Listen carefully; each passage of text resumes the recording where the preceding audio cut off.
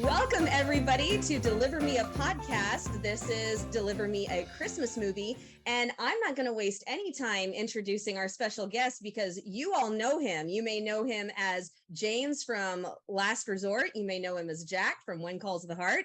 You may know him as Jesse James from Timeless. You may know him as Sterling from The Rookie. You may know him as Ryan from The Christmas Star, but we like to call him Mr. Daniel Lissing. Hi, Dan. Hi, Dan. Hi, Cammy. Hi, Kaycee. Thank you so much for having me today. And hello, everyone watching. We are so excited to have you on the podcast today. You want to say it again in unison? 1, 2, 3. Yeah. We're so excited. I'm excited to to have you on the podcast today. Yeah, I am very, very happy to be here as well, and to meet you both for the first time, and have a little chat. Let's get into it. Well, this is a real treat for us. We love to watch your work. So first of all, happy belated birthday. Oh, thank you very much. Yes. Appreciate that. What did you do? All right.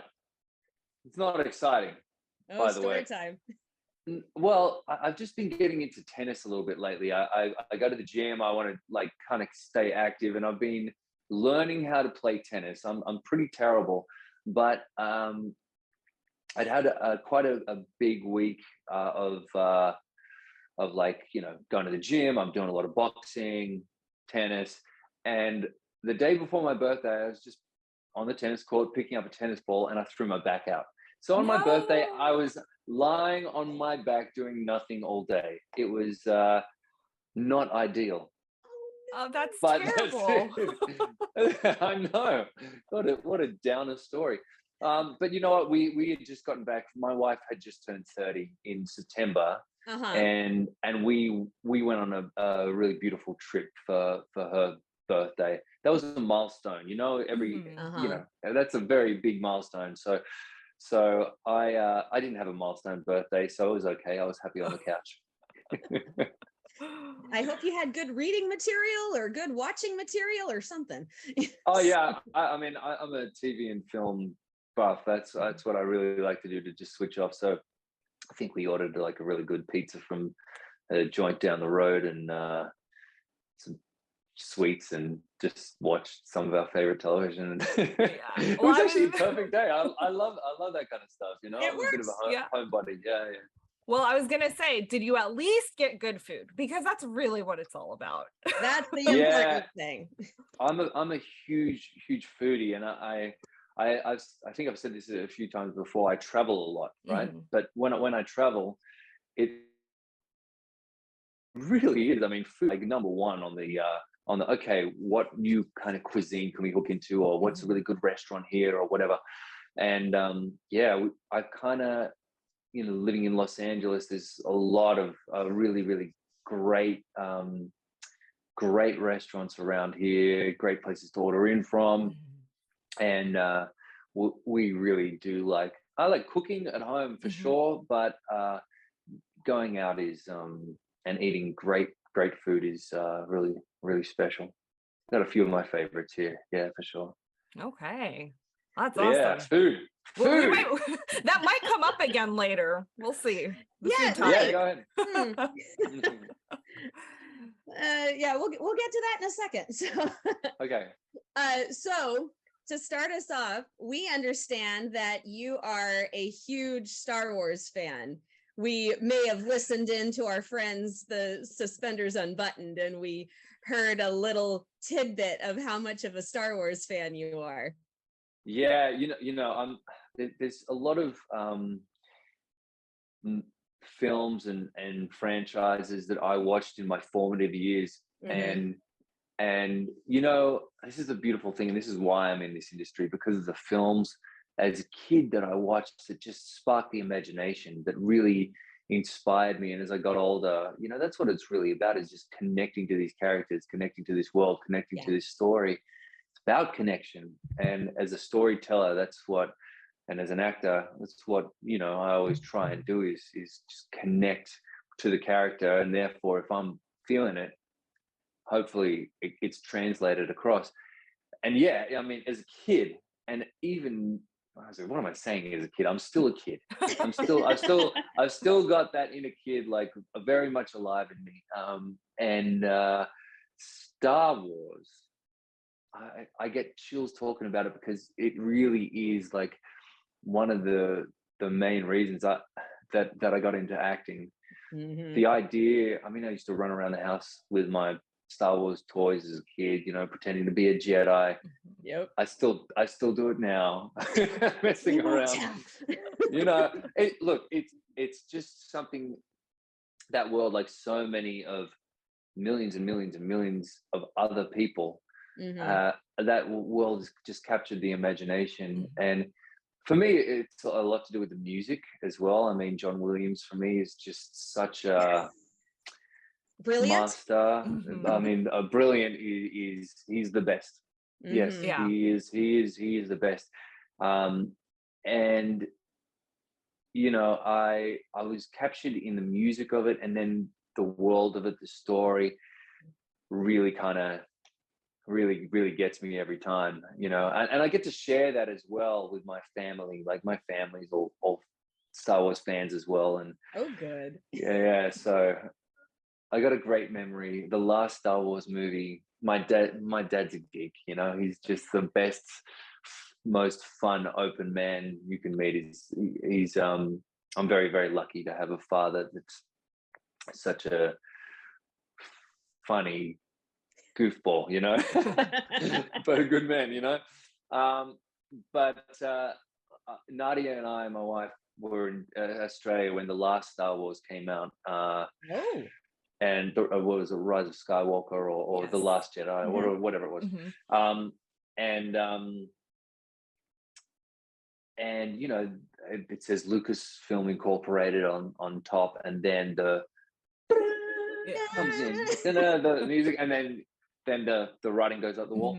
And I've just got this memory of my sitting behind my dad, and it's a very quiet theater, and we're just sitting there, and he's sitting next to his wife, my stepmother, and that comes on, and he's like, yeah, puts his hands up, and I just got this, like, that's what it's about, man, so I just, from behind, my dad's arms going up in the air, and like, I love that. It made me, it feels good, and it's, that's been a nice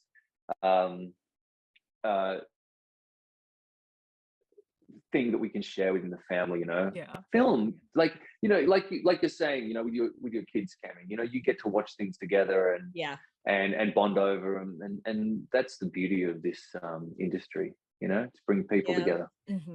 Yeah, I have 5 older brothers, so I grew up with Star Wars, and I'm little by little educating Kaycee. She'll be a Star Wars super fan by the end of the year. Listen, I have seen it. I have seen the series. I'm the oldest, and I remember when the 1999 one came out, but I was a kid. I was 9, almost 10. I'm like, oh, that's for boys. And then I grew up and became mature, and my husband was like, Kaycee, Star Wars, come on. I'm like, all right, we'll watch it. I got the nice Blu-ray. So I told Cammy, I'm gonna do my homework again, because it's been a while since I've seen it. I think the last time we watched the entire canon was right before the last one, the Skywalker. So it's been a bit, but I will get there. I will become a Jedi too.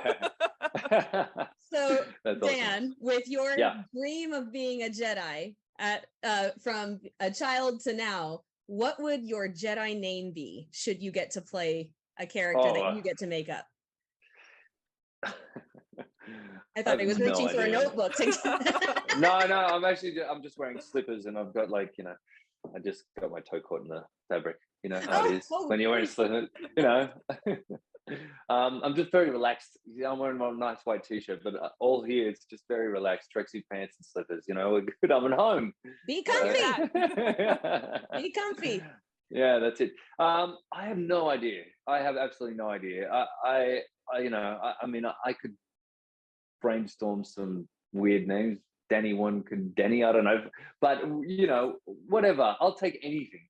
I'll go with anything. It's fine. You'll go with anything. Yeah, sure. We got to have some kind of food in there somewhere because he's such a foodie. Yeah. That's it. Mace food actor.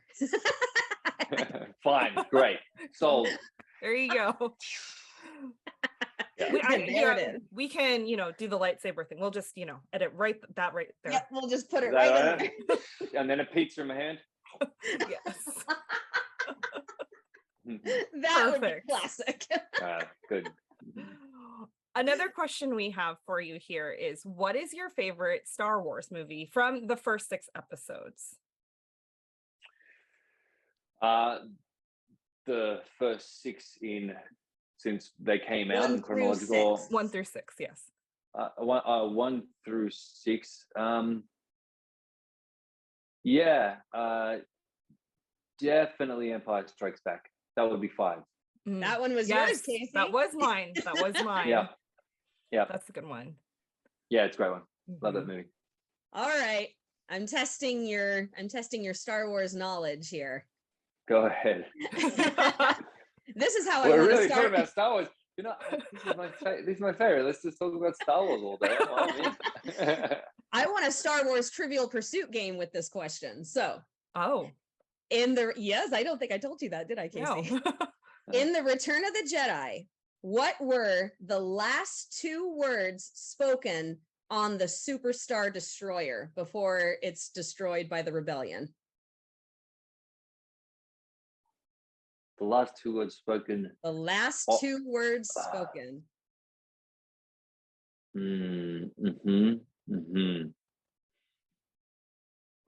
He's running through the scene in his head. I can see it. I gotta be honest, it's been a while since you've seen the movie. I mean, it's okay. My husband is a Star Wars fan too, and so I was like, "Hey, do you know the answer to this question?" He's like, "Go look up this scene because I don't remember it even." So we Googled. Yeah, that's a hard one. Googled it. All right, so this is Return of the Jedi. Yes, this is Return of the Jedi. This is Return of the Jedi. This is so episode 6. Oh yes, episode 6. Okay, so they're on the Superstar Destroyer, and they take down the shields, and Luke's already destroyed that one. How did they destroy that? Did Luke? That was in the first one. So Luke is flying out of the Death Star. Remember, because Darth Vader has just died, and so he steals a ship and he's flying out, and Admiral Piet is yelling orders, and then there are 2 words spoken before the Superstar Destroyer, not the Death Star. All right, I can't remember. I'm really trying to rack my brain. I just can't remember right now. Go on, tell me what it is. Too late. Too late. Too late. Okay, fair enough. Great. So now you know. That was hard. That was super hard. It was hard. Like I said, it was a final question on a Trivial Pursuit. And you got it right. That's impressive. So I think in movies. So okay. Oh, good. Yeah, I'm an actor as well. So okay, good. Nice one. I think in movies. Good. And now you know that if you're ever on Who Wants to Be a Millionaire and they have that as a question, you can always phone a friend. Cammy Clements. Yeah, that's it. Too late. Too late. There it is. All right, thanks for that. Okay, now I'm gonna have to watch the scene and be like, okay, now it's locked in. I gotta watch the movies again. If I knew I was gonna be tested on Star Wars, I would have watched them. The last time I literally went through them all was probably a couple of years ago, so yeah, there's a lot to watch out there, but yeah. All right. Now next question. Been ignited in you to go back and watch it again. So. I know, I'm inspired now. That's it. All right. Well, one of the biggest reasons why we're here is we're here to talk about Catering Christmas. We told you foodie would come up again. So good. What is what was the best food that was on the set, either that you got to eat or was just the prop that, ooh, look at this beautiful dish? What was the best food on the set? Sure. So we were really lucky that it was Catering Christmas, and we had all these beautiful like pastries and desserts on set. So my co-star in this, or I was her co-star, whatever, we were each other's co-stars. Merritt Patterson, my friend, she's playing this caterer, and the props department has to organize all this delicious food to sort of put on display. And it's real food, like it's edible and it's there for the taking after the scene. And there's just, that was the best part for me. We've got our lunches. No, we some of them were when they were like presenting to camera, but if they're just there, they're there. But we've got our nice lunches. We had a really good actual catering team there, and we got crafty, as you know, with all the like little bits and pieces. Love crafty. But they just had these like little chocolate like displays, and I'm a chocoholic. I've got a massive sweet tooth, and it's my, it's the thing that I always come up. It's why I have to go to the gym and box and play tennis, is because I keep eating pizza and sweets just all day, Oh, it's tough. Yeah, they got to get that balance. But yes, I'm a chocolate freak. So there were these like little ball chocolates that were just like sitting on set, and they were sort of decorated with this nice, like, this candies on the outside, peanut brittle or whatever it was. And that for me was like, no one's looking. And action. And ready. You sneaking some into your pocket, One melted on the costume, Yeah, exactly. Put my hand in later going, oh, ooh. Yeah. I totally knew that was there. Yeah. Oh, fun. So with your character as Carson, Carson is a travel photographer, and like your character, you seem to have a passion for traveling. So one question we have here is, what is the most interesting country you visited, and what was one thing you took away from that experience? You're asking tough questions today, ladies. Really, because I've traveled a lot in my life. I really have. I'll tell you what. Let me just say this. My wife's gonna love this, because I loved this. She's Polish. She was born in Poland. Oh, right, and that's just eastern. Just right, sort of borders Germany, Czech Republic, Slovakia, Ukraine. Yeah, and right in the middle of there in the east. And I'd never been. So I've been to I've been to every country in Western Europe, and I've been to a fair few countries in Eastern Europe, but I hadn't been to Poland. And I'd known my wife and been married to my wife for a while before we went there together, due to the pandemic and a few other things. She came to Australia and all that kind of stuff for the first time with me. But her family celebrates Christmas, and we went over there last Christmas. So that was absolutely spectacular, because number one, it was family. I got to hang out in Nadia's childhood home. I got to experience all this amazing Polish food. I mean, Grandma Babcia, we call her Babcia. Babcia's cooking this like recipes that have been passed down for generations of just beautiful Polish cuisine, but homemade. We made with love. Yes. And and we sort of spent some time there, and then we went to Krakow, and that was just this beautiful winter market, drinking mulled wine and eating these hot pierogies on the street, and walking these cobblestone streets and seeing the architecture there.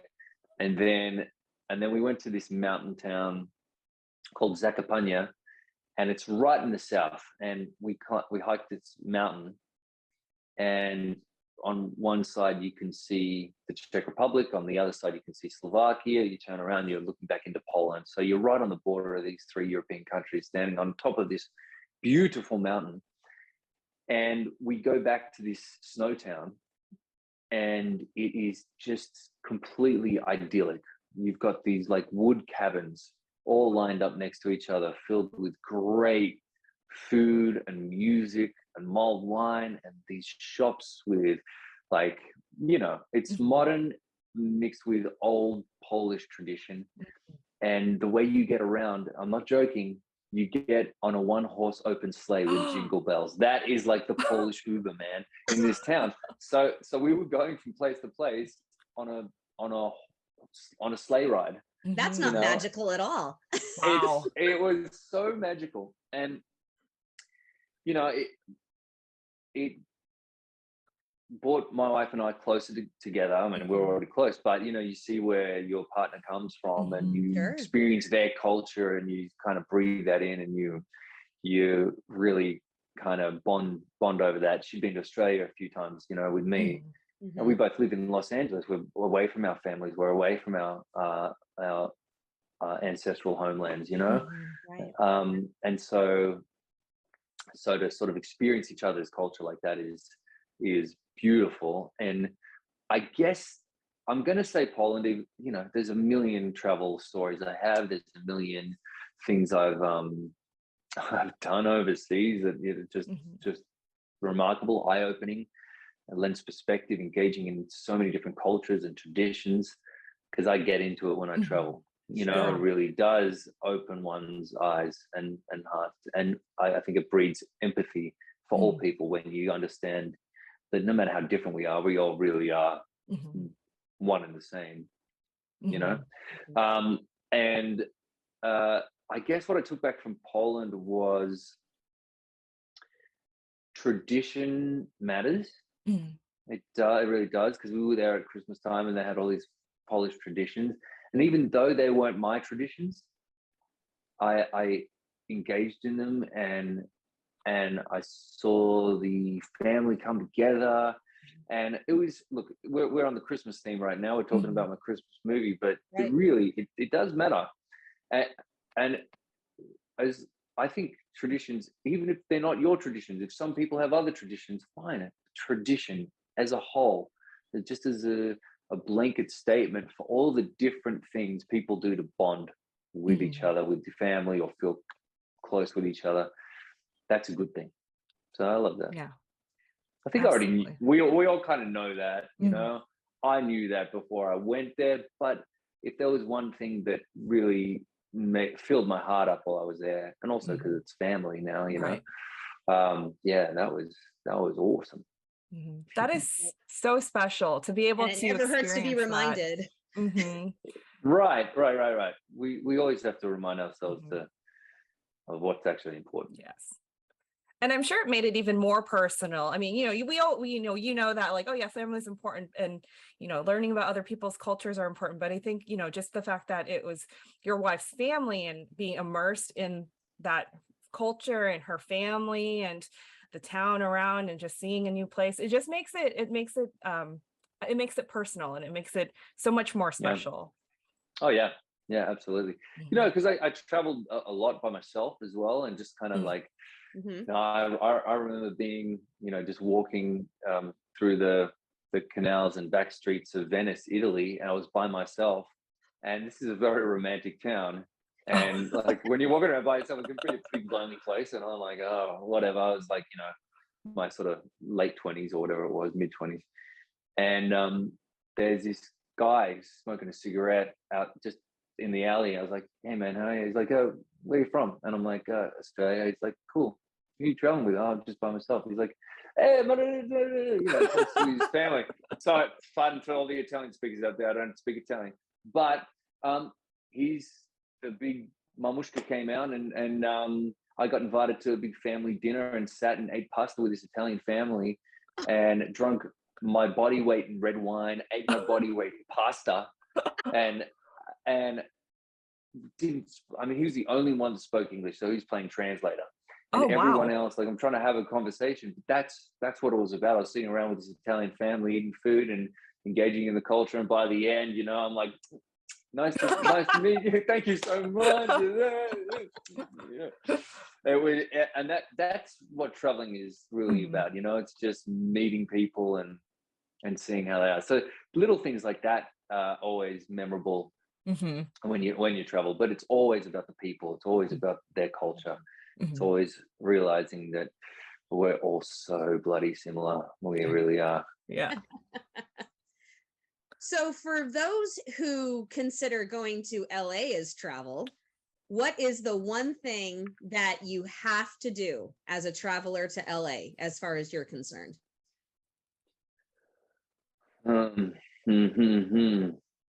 That's an interesting one. Los Angeles to me is a city where you could do a million things. You could go to the coast. I like going to the coast, riding my bike along the path, the sea path. It's really fun. You kind of ride along. You can stop at little restaurants and bars, or just by the beach or little parks. It's awesome. So I really like kind of being out in nature here. I like the nature here.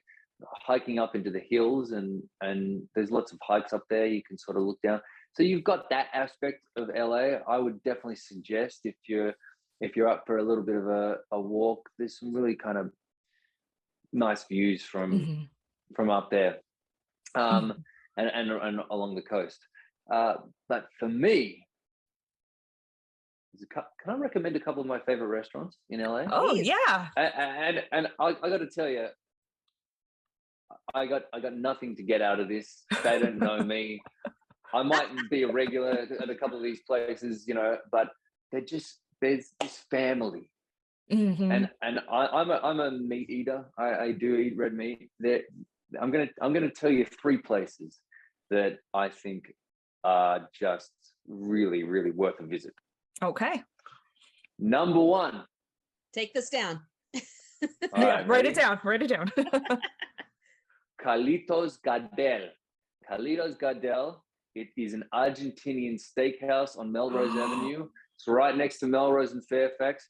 Some of the best wine you'll have, some of the best steak you'll have, and there's pastas there as well. It's all homemade. It's run by this beautiful family that will treat you so well. There's only there must be 15 tables, white tablecloth, cute little place, amazing date restaurant. But I've been there for some, boys' dinners, eating meat, and but it's amazing. Carlitos Gardel on Melrose. That for me, I haven't been there for a while, and I don't know if they'll ever see this, but they always look after me when I go there, and they're a lovely family, and that's a winner. I think it's time to go back, Dan. No, I'm going to go back and I'm going, mate, you better give me a nice glass of wine, because look at this podcast that I did. I'll show this. I was like, I promoted your restaurant, World renowned. Number 2 on the list is a great Italian restaurant, and it's on Burton Way in Beverly Hills, and it's called Il Cielo. Il Cielo. Sky. Il Cielo is it's great Italian food, really, and a beautiful setting as well. It's lovely. And my 3rd on my list is just this little bistro. It's called Figaro, and it's on Vermont Avenue in Los Feliz, and that's this little. It's very European. They got the best French fries in LA. And great cocktail list, really good food. And you just sort of sit out on the street on these little chairs, and you have your little plates of food, have a little sip of a drink, watch the world go by. It's very cool. So Figaro on Vermont is a nice place too. All right. They're my 3. For now, I'll probably think of a few more, but yeah, they always stand out to me, those 3 of just being very cool spots. I feel like I need to book a plane ticket to LA now, just to eat. Let's grab Jess and go. Well, I will say this: those three, you will not be disappointed with those three places. I mean, they're just good. So yeah. Yeah. Speaking to my heart, I mean, all of those cuisines, I'm like, yes, Argentinian steakhouse, I'm here for it. Well, Argentinian, Italian, and French. It's a French brasserie. So okay, right. Figaro. Huh. Yeah. Good escargot there. Very good. All right. Good to know. Well, we can't end our travel segment without asking about Australia. It is on a bucket place list. I actually have some family there, surprisingly. My family is like all over, as Filipinos, I guess, are. But yeah, so I have an aunt and an uncle who are there, and I've always wanted to go travel to Australia. I think it sounds, I don't know, it just sounds so cool. It is. I really recommend it so much, especially, look, it's for Americans to travel there. It's great as well. It's an English speaking country. If it's very similar culturally, but there's some real differences as well that I think everyone that goes there is impressed with the place. I think it's a pretty lucky country to grow up in. I've become an American citizen a couple of years ago, and I'm an Australian citizen, so I'm dual. And my heart beats for both countries for sure. But Australia does a lot of things right, and it's a very, very, very good place to grow up for sure. Yeah, it's great. I've been to the Philippines, by the way. I love the Philippines. Where's your family from? So my mom's family's from Baguio in the mountains. Yes, and then my dad's family's from Iloilo, so that's in the middle. I've not been there, no. It's by like Boracay Beach and like the Boracay. Yeah. I've been there. Oh, okay. Yeah, so I've been to Boracay and Cebu and Manila. Yes, Cebu, yep. And all that. Yeah, it's beautiful. I mean, beautiful. Yes. Stunning. Yes. Paradise. Yeah. And the sand is so squishy there. That's one thing I remember. The sand was so squishy. Yeah, it's beautiful. Yeah, one of our best mates actually is Filipino, and we have dinners at her house because her parents are out here. So we've engaged in the nice home cooked Filipino cuisine out here as well. So yeah, we're talking about food and Star Wars, all my favorite things. Travel. Well, I have to ask, do you have a favorite Filipino dish that they make that you enjoy? Yeah, actually, I can't. For the life of me, I can't remember the name, but I'm bad with names too. Yeah, so I there's this like lamb shank with like bok choy in it, and it's very simple, but there's these just flavors. It's the flavors that are cooked with. I'm not sure what the name is. It slips my mind right now, but that's my favorite. Like, very simple. It's very, really, really kind of simple, healthy, not so many ingredients, but lots of spices, lots of flavor. Yeah, I really like that. So I wish I could remember the name. I can't remember it. But anyway, I had this like, nice. Yeah. You get me. It was great. Yes. that thing. That thing. Yeah. It's okay. I'll have to ask my mom and dad. I'll be like, hey, what's that dish? The lamb, the shank, the spices, and all the things. They'll probably know. Yeah. I know. Yeah, it was great. Going back to Australia for just a second, what's your favorite spot that you would say everybody needs to go visit, or what is something everybody needs to do in Australia? Sure. Australia is such a big country. It really is, and there's so much to do. It's like saying America. What would you like to do in America? There's so much to do here. What I would recommend is go down for a significant amount. Don't go for 10 days. Go for 3 weeks at least, a month, 5 weeks, 6 weeks, if you can. it's a long way away. You know what I mean? You want to make it worth it. It is really worth the time. You know, I've been back and forth like for week trips or whatever if I've had to, but you know, it's just quick catch-ups. But look, if you got some time, go into Sydney. I'm from Sydney. I'm a little bit biased. I lived in Melbourne as well. Love Melbourne. But for a first trip, this is what I would recommend. Go into summertime, which is America's winter time. Right. Yeah. And I would go into Sydney and I would spend a couple of days there. I grew up on Bondi Beach, you know, that's a very touristy part of town, but definitely, you know, check out the beaches, but there's some great neighborhoods around the city, Paddington, Newtown, the city itself, the rocks. I mean, there's so much to sort of see in Sydney, traveling around there, Circular Quay, the bridge, the Opera House. Go have some oysters and a glass of Chardonnay at the Opera House and look at the water and the bridge there. It's beautiful. After a couple of days or 3 days in Sydney, I would get in the car and I would head north. Just go north and do little town hops and make your way up to there's towns like Port Macquarie, Coffs Harbour, Byron Bay. Byron Bay is a beautiful destination. It's the furthest on the mainland. It's the furthest furthest eastern point. So there's a lighthouse right on the tippy edge of the mainland Australia, and that's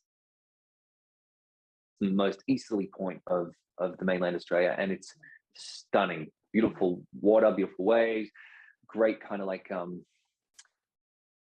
beach town vibes, really kind of Australian. It's hard to explain this place without you being there, but you know, there's dolphins jumping out there, there's kangaroos inland, it's really beautiful. I mean, but it's quite a built up town, you know what I mean? It's got great restaurants, great food, so it's definitely worth checking out. And then as you go further north, you get up into Queensland and you get up into the Sunshine Coast, Brisbane, then the Sunshine Coast, and then you go up further and you can make your way all the way up, and it just gets more and more beautiful as you go up. And if you spend a few weeks on the road, you get to, well, you can do this as fast or as slow as you want, but there's a place called Airlie Beach, and that's sort of right in the middle of Queensland on the coast. And right there is you go out into the Great Barrier Reef right there. So you've got all those, you've got the Whitsundays there rather. So you've got the Whitsunday Islands, and then you're a little further north, you've got the Great Barrier Reef.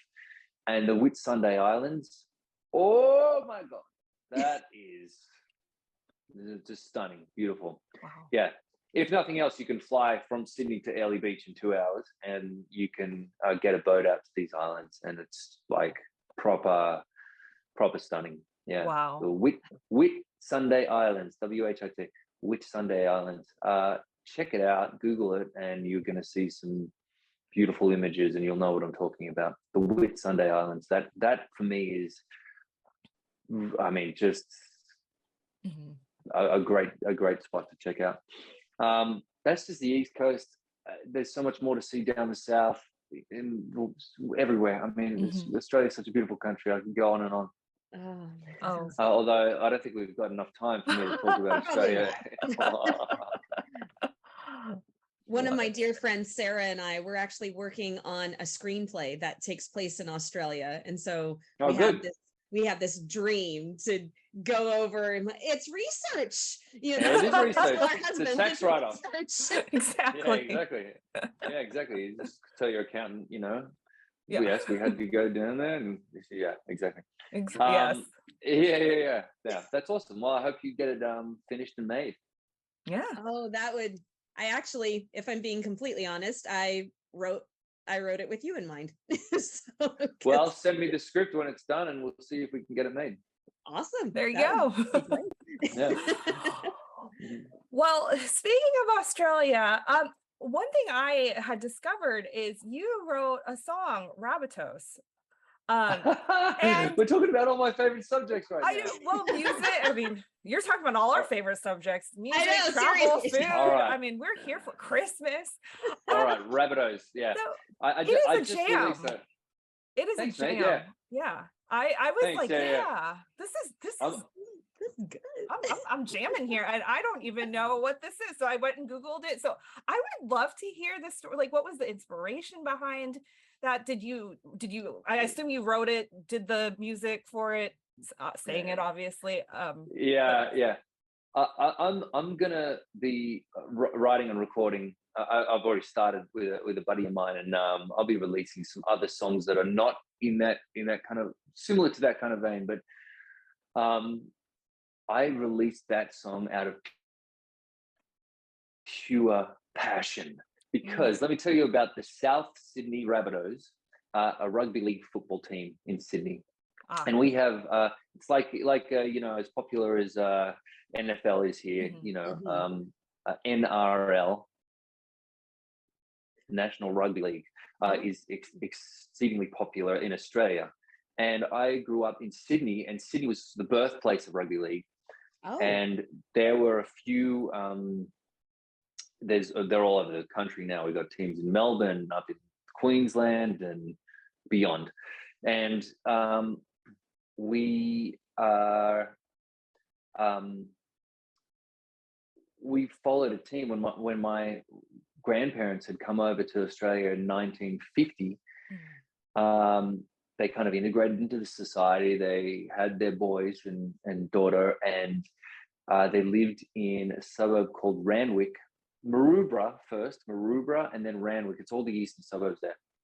And that was kind of the area for a couple of teams. One of them was South Sydney Rabbitohs.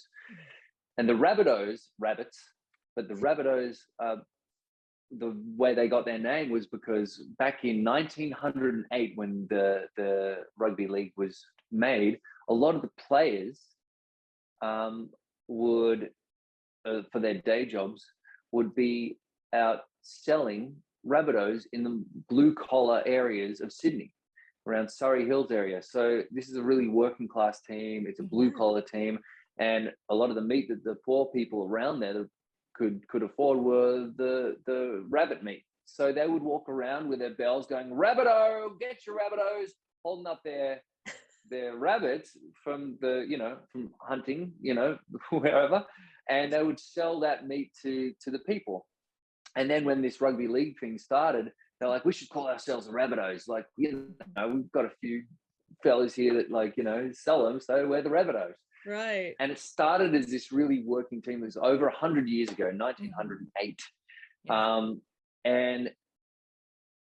And this team has been around for a really long time. And my father, as a young boy, and my uncle really latched onto that team. That was when the team was like really killing it, winning a lot through the late 50s, 60s, that we were unstoppable, 70s.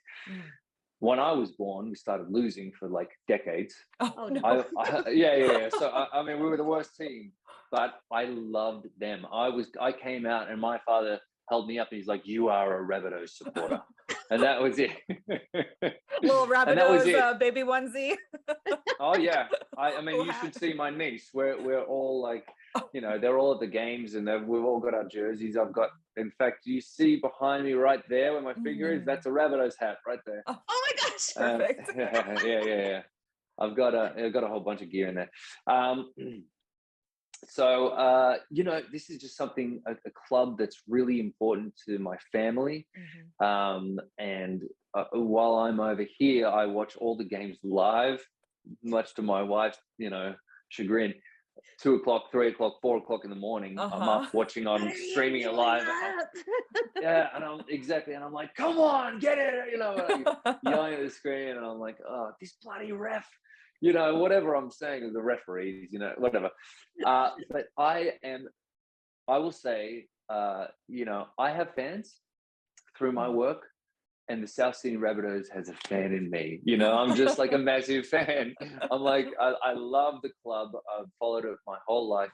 And I wanted to give something back to the team that has given me so much. So I ended up writing a song for the fans. And it's called Rabbitohs. And it's just about going to the game with your family and cheering for the boys. And just, we love South Sydney Rabbitohs. That's the song, you know. Yeah. So that's the one. I'm just a fan for no other reason. Yeah. I mean, I wanted to be a fan when I was listening to the song. It just, it really evoked that emotion in me. I was like, yeah, okay, we're Get you going. We're cheering. Let's go. I haven't really watched rugby, but okay.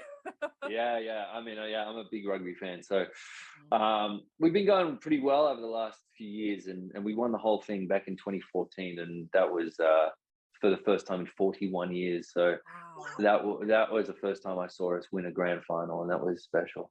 Yeah. That's Go the awesome. Bunnies. That is awesome. Rabbitohs, nickname Bunnies. Yeah, exactly. Yeah. The mighty Bunnies. Yeah, that's it. Love it. I mean, that's it. You're getting all this stuff now. This conversation, it's all coming out. Yeah, sounds like something Lydia would say. My 8-year-old. Yeah. The mighty Bunnies. I know. Look, there's other. We've got the Sharks. We've got the Tigers. We've got the Panthers. We've got the Titans, and we've got the little bunny rabbits. You know, come on. Anyway, I love the name. I wouldn't change it for the world. yeah. No, it's great. It's classic. Awesome. Yeah. Well, what upcoming projects do you have that you can share? How can we support you? Whether, I mean, it may be through maybe music, or because you kind of alluded to that. I know you're working in a whole lot of other projects. I think you have your toe dipped in a lot of different little areas here. So how can we best support you? How can your fans do that? Just keep following me. You know, I mean, just. I'll post things online. There's nothing really that sort of stands out to me. Like, I don't need anything, you know, just keep following me. You know what I mean? It's great. I love you guys. It's fantastic, you know? So yeah, I mean, I have a lot of things going on all the time that I could be talking about a number of different things, but really it's just, I've got this Christmas movie coming out, Catering Christmas. You can watch that. That's a good way to support, for sure. And then the next thing I'll let you know, and we'll just continue on the journey together. Just keep going. Okay. That's it. Yeah. Well, to finish up, we have some fun random questions for you. So we understand that you celebrate both Christmas and Hanukkah in your family. Is that correct? That's exactly right. Yeah. So what is your favorite holiday family tradition that you do with your family, whether it's Hanukkah or Christmas or any other holiday? What's your favorite holiday family tradition? Yeah, I think it really, I mean, I've been asked this question before. It's an important one because, as I was saying before, traditions are really like super important. It's really because, and especially because I'm overseas now. Mm-hmm. Yeah. Coming back home and being with my mom and dad and sister, my stepmom and dad, our families, uncle and auntie, cousins, sitting around a table, breaking bread together. Mm. That for me, that's important. That, you know, and you know, we have these traditions like Thanksgiving, Christmas, Hanukkah, whatever, that we use as an excuse to do that. I think that's what it is. Yeah. That's the important thing. That's the heart of it all, you know, and there might be some religious aspects for a lot of people. For me, it's really about family.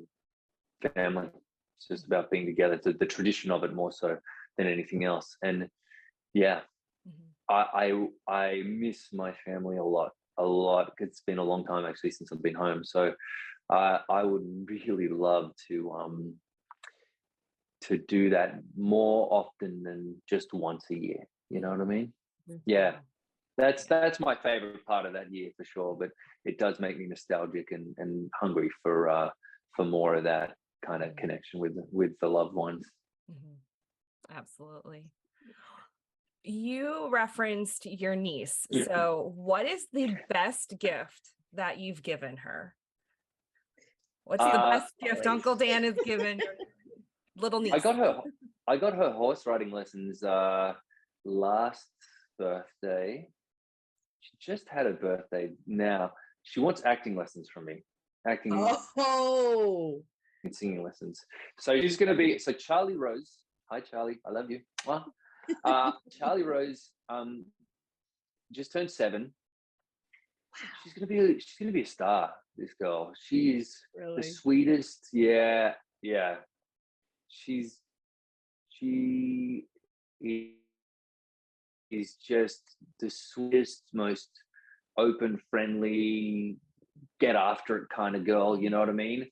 Yeah. She's not afraid to express herself. She's not afraid to be friendly to people, help people. She's not afraid to say what's on her mind. I don't see her nearly enough. You know, I'm missing a lot of that. As I said, living over here, you kind of miss the kids growing up a little bit when you're so far away, and I do miss that. But yeah, I guess I've given her a few things, but really she's given me so much more. You know what I mean? Yeah. Yeah, she's awesome. So now when you said you gave her writing lessons, I mean you yourself taught, or you gave them to her? There's a school there. Oh, okay, got it. Yeah. I would have loved to, but I don't think my sister tomorrow would have been like super confident. She's like, Dan, you know, I don't want to be responsible for giving it to teachers, you know. I'm like, just go for it. Come on, ride. We know you can do it. Yeah, I can ride. I don't know if I can teach how to ride. Gotcha. You know, there is a difference. Yes. Yeah, I don't want to risk it. You know, for sure. Absolutely. Okay, you're a film and TV buff. Favorite Christmas movie? Catering Christmas, of course. It's the greatest. Come on. Yeah, I think it's a really sweet one. It might be the favorite one I've ever done. Okay. You know? Yeah. So I've done 4 of them now, and I think this one, I really enjoyed this one. I think it's good. I like this character. I think it's a nice film. They're all great, but you know, I kind of dug this one. But outside of this world, favorite Christmas movie, Die Hard. Wasn't it? That is a controversial topic. Don't get me started. Okay, let me say this. I love Actually. I think that's a great Christmas movie. Okay. God, there's just too many. There's too many. I'm going to say Catering Christmas. That's my answer. Lock it in for $1 million. There you go. Done. Catering Christmas for $1 million. Yeah. Yes. Great. And folks, you can watch that on Saturday, October 29th on Great American Family. Commercial. Yes, Saturday, October 29th, Great American Family, 8 Eastern Standard Time and 5 Pacific Standard, right? Something like that. Yeah, something like that. Perfect. Yeah. Perfect. Who is? Alrighty.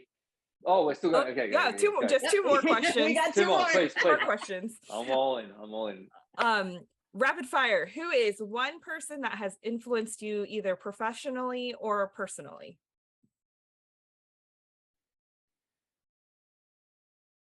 I'll say my dad. My dad's a big influence on me, I think. Yeah. My mum too, but a different relationship. My dad, I got a lot of his traits in some ways, you know. I think yeah. I'll just stay with that. That's good. This is the thing though. I gather from everyone, you know, like that I am influenced by a lot of people. My wife influences me. I've got a great coach, Jeff Prizer. He's my acting coach. He's a bit of a life coach. He's a great voice coach. He's a fantastic man, and he's definitely a good influence as well. I've got friends. My best mate, Dari Ingolfsson. You know, that lives next door. You know, I just have a tremendous amount of people that, and those are the people that just come to mind now. The rest of you, you know who you are. Chris Cobble, my cousin. Look, you know, there's a million people I could talk about and mention, but yeah, you kind of gather it from everywhere. But as a man, I scare myself sometimes, and I see my father. When I look in the mirror, I'm like, oh, Dad.